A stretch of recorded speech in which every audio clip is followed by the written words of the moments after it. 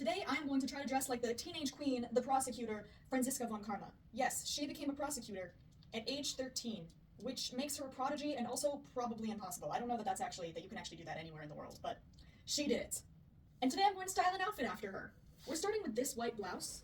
It doesn't have her big ass puff shoulders, but hers has flared sleeves, which this also has. And while I have you here, I have an action item for you. Look into legal observer training in your area. This doesn't necessarily mean you have to seek out happenings, but it's good in case you run into one to know what to do to observe and keep yourself safe in the process. So, next for the skirt, I was kind of torn on this because her skirt is quite short and tight, and this is the only skirt I have that is short and tight.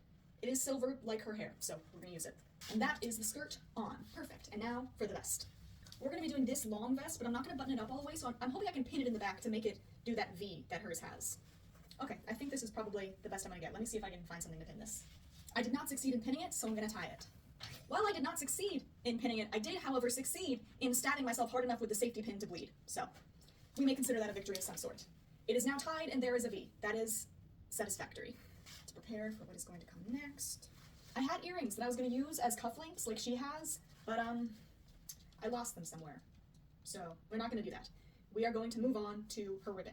Now I fucking agonized over this. Everything I found was either too thick or too thin or slightly the wrong color to be the ribbon she has around her neck, and I was going to give up until I found this ribbon, which is definitely the wrong color, but it is Miles Edgeworth's color, and Miles Edgeworth is her older brother, so I'm going to use it as an homage to him. So if you hear any weird sound, it's my cat trying to fight the invisible birds outside my window. There we go, a ribbon. It could look better, but you know what? It is there, and that is what matters. Then, for the pin she has up here, I'm going to use this cool, like, iridescent silvery pin and pin it like that. There we go. The pin is on, that is that, and we are moving on to earrings.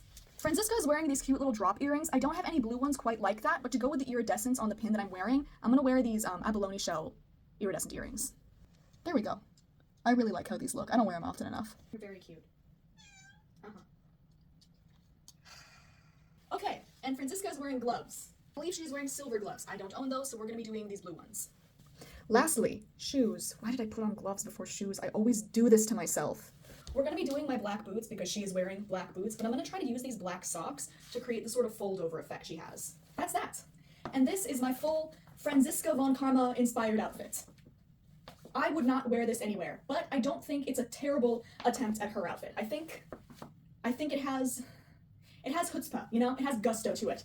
This is a valid attempt. I really did try to put together an outfit like hers out of my meager, peasant, non-Von Karm foolish closet. You know what I mean? I did my best. Not bad. That's the video. I hope you guys have a great rest of your day. Bye!